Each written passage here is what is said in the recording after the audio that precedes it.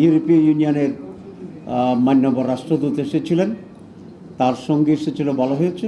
সেখানেও আমরা কয়েকটি বিষয় আলোচনা করেছি। বাংলাদেশের আগামী নির্বাচন এবং নির্বাচনে অবজারভার পাঠানোর ব্যাপারে আমরা কথা বলেছি। ইকুয়াল প্লেইং ফিল্ড তৈরি হওয়ার জন্যে বিশেষ করে প্রত্যেকটি বুথে ইলেকশনের সিসি ক্যামেরা যাতে সংযোজিত থাকে আমরা এটা প্রস্তাব করেছি। তারা এই প্রস্তাবকে এনকারেজ করেছে এবং এই জন্য যে হিউজ বাজেট দরকার আমরা তাদেরকে বলেছি তারা যেন এক্ষেত্রে সেভাবে আমাদেরকে সহযোগিতা করে। রিফর্মস কমিশনের ব্যাপারে তারা আমাদের কাছ থেকে জানতে চেয়েছিল।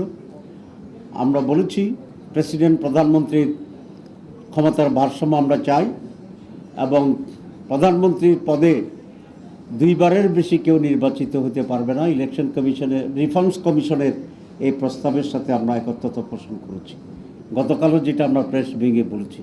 সুতরাং এই সকল বিষয়েই আজকে মূলত আলোচনা হয়েছে এবং তারা বলেছেন তারা বাংলাদেশের সাথে কাজ করবে এবং বাংলাদেশ জামাত ইসলামীর সাথেও তারা কাজ করবে এবং পারস্পরিক আলোচনার ভিত্তিতে আমরা দুই পক্ষই কীভাবে বেনিফিটেড হতে পারি এ বিষয়ে তার আলোচনা অব্যাহত থাকবে।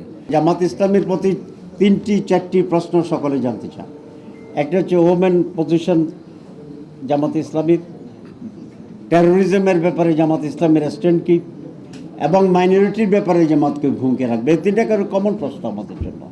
আজকাল সেই কমন প্রশ্ন হয়েছে, সুতরাং জবাবও আমাদের স্পষ্ট, কারণ প্রশ্ন তো আউট হয়ে আছে। ঠিক আছে না?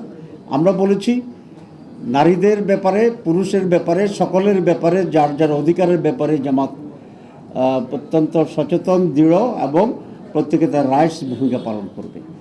তারা বলেছিল যে মহিলাদের রিফর্ম কমিটির কিছু রিপোর্ট বেরিয়েছে, সেখানে আমরা একটা বিষয় আপত্তি করেছি যে সেখানে যৌনকর্মীদেরকে লাইসেন্স দেওয়ার যে প্রস্তাবনা, এটি মহিলাদের জন্য অত্যন্ত লজ্জাজনক, ইনহিউম্যান এবং তাদের সম্মানের প্রতি আঘাত, অধিকারের প্রতি আঘাত। প্রত্যেকটা মানুষ তার সম্মান মর্যাদা দিয়ে বাঁচার যে অধিকার, এই প্রস্তাবনার সে অধিকারের বিপরীতে একটা আঘাত।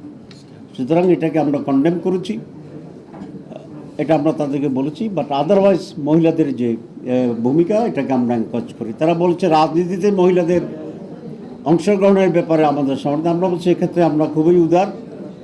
আমাদের মহিলা পার্লামেন্ট মেম্বার ছিল, এখন আমাদের দলের 43% মহিলা সদস্য আছে, যেটা আর কোনো দলের ভিতরে নেই। নির্বাচন কখন হবে এটা তো একটা কমন বিষয়।